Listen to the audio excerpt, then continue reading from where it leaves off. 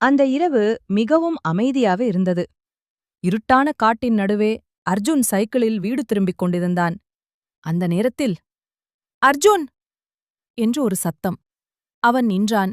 பின்னால் பார்த்தான். யாரும் இல்லை. மீண்டும் சென்றான். அர்ஜுன், போகாதே! அர்ஜுனின் கைகள் நடுக்கமடைந்தது. அவன் மீண்டும் திரும்பிப் பார்த்தான். இந்த முறை ஒரு நிழல் மரங்களுக்கு நடுவில் நின்று கொண்டிருந்தது. அது அசையவில்லை. ஆனால் அவனை பார்த்து கொண்டே இருந்தது. அர்ஜுன் பயந்து வேகமாக ஓட ஆரம்பித்தான். ஆனால் அந்த நிழல் அவனைத் தொடர்ந்து வந்தது. அர்ஜுன் முன்பாக ஒரு பழைய கோவில் பார்த்தான். அவன் உடனே உள்ளே ஓடினான். அது உடைந்த கோவில். சுவர்களில் விசித்திரமான குழிகள். அந்த நேரத்தில், அர்ஜுன், நீ திரும்பி வந்துட்டே என்ற சத்தம். அவன் உறைந்து நின்றான். திரும்பி வந்துட்டேனா? அவனுக்கு திடீரென நினைவுகள் வந்தது. 1 வருடம் முன்பு அதே சாலை, அதே காடு. அவன் நண்பன் கீரனுடன் வந்தான். கோவிலுக்குள் போனார்கள். ஆனால் ஏதோ ஒன்று அவர்களைத் தாக்கியது.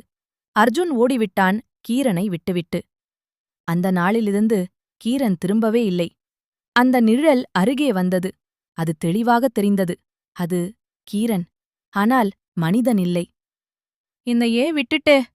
என்றான். அர்ஜுன் அழ ஆரம்பித்தான். "நான் பயந்துட்டேன்" என்றான். கீரன் மெதுவாக சொன்னான். "நான் உன்னை காத்திருந்த." கீரன் அருகே வந்தான். அர்ஜுன் கண்களை மூடியான். "மன்னிச்சிரு கீரன், நான் பயந்துட்டேன். ஆனா நான் உன்னை மறக்கல" என்றான். அந்த நேரம் அனைத்தும் அமைதியாகியது. இருள் மெதுவாக குறைய ஆரம்பித்தது. கீரன் அவனை பார்த்தான். அவனுடைய கோபம் மெதுவாக குறைந்தது. "நீ என்னைக்காக திரும்பி வந்துட்ட?" என்றான். அர்ஜுன் அழ ஆரம்பித்தான். "இனி உன்னை விட்டுப் போ மாட்டேன்" என்றான். அந்த நேரம் ஒரு வெப்பமான ஒளி கோவிலுக்குள் வந்தது. சுவர்களிலிருந்த குடிகள் பிரகாசித்தது. கீரனின் பயங்கரமான உருவம் மெதுவாக மாறியது. மீண்டும் பழைய கீரனாக மாறினான். சிரித்துக்கொண்டே, "நன்றி அர்ஜுன்" என்றான். அவன் ஒளியாக மாறி மறைந்தான். கோவில் அமைதியாகியது.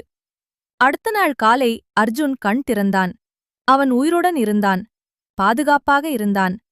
சூரியன் உதயமாகிக் கொண்டிருந்தது. பறவைகள் குரல் கேட்டது. அது ஒரு புதிய ஆரம்பம் போல இருந்தது. அவன் கோவிலை பார்த்தான். சிரித்தான்.